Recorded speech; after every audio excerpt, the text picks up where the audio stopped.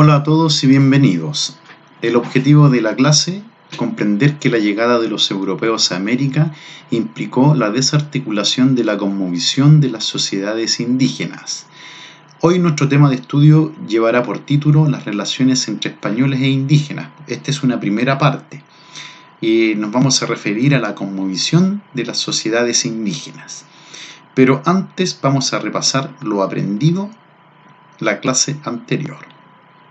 La clase pasada hablamos del descubrimiento y la conquista de Chile.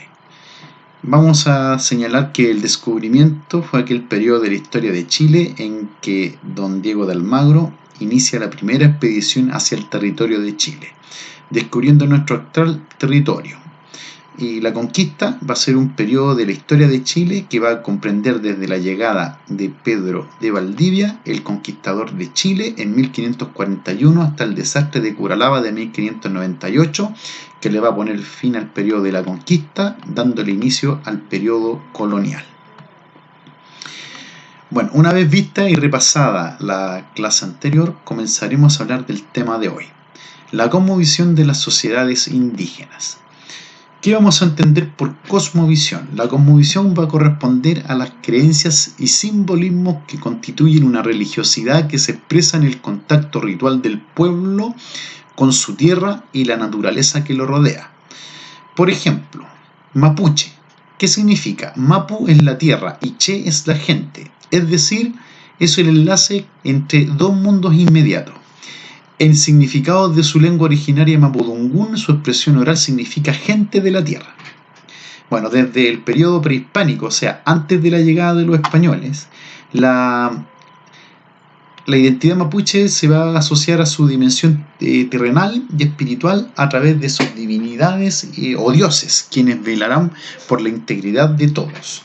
Es aquí que debemos comprender que este choque cultural entre españoles e indígenas, en donde los españoles impondrán su cultura y los mapuches van a rechazar esa nueva cultura, que los quiere sacar por la fuerza de sus creencias, es decir, separarlos por siempre de su cosmovisión del mundo.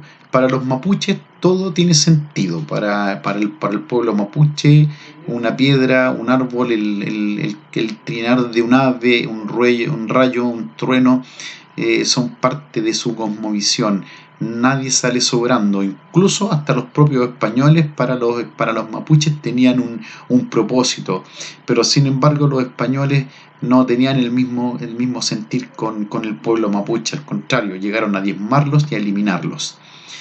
Bueno, la llegada del español a América significó una conquista no solo territorial y política, sino que fue una dominación cultural en donde los aborígenes, algunos se sometieron a los españoles, otros dieron la pelea. La conquista española impuso su manera de ver el mundo, a través de la evangelización especialmente. Esto significó que todas las culturas indígenas americanas se van a ver afectadas por este denominado choque cultural, es decir, este contacto cultural que va a determinar las relaciones entre los españoles y los indígenas y sus distintas maneras de ver el mundo, sus diversos valores, sus creencias, costumbres y tradiciones.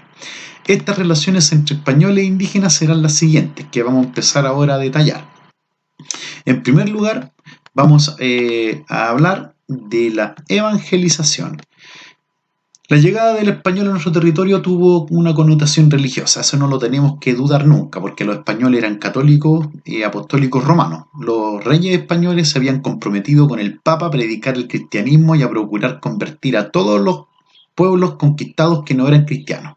Esta tarea involucró una atención permanente para los intereses de los conquistadores, que no veían en el indígena a un individuo para evangelizar, sino que los españoles más bien vieron a los indígenas como una mano de obra útil para poder explotar las riquezas que le ofrecía este nuevo continente, especialmente en busca del oro. Otra manera de que tuvieron los españoles de relacionarse fue a través del mestizaje. El mestizaje va a ser el proceso de interrelación forzado voluntario entre dos o más culturas. Este proceso se produjo en Chile casi exclusivamente entre indígenas y españoles. Su principal escenario fue el Valle Central, por ser la región más poblada del territorio en la que se presentó una resistencia menor a la conquista española. También vamos a referirnos al sincretismo cultural.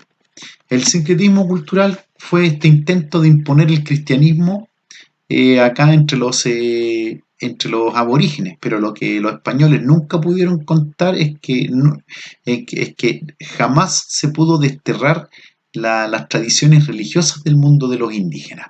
Esto dio como resultado que ambas visiones se mezclaran y se relacionaran sincréticamente. Surge así una combinación entre sistemas de creencias como resultado de la influencia mutua entre el catolicismo y las religiones aborígenes.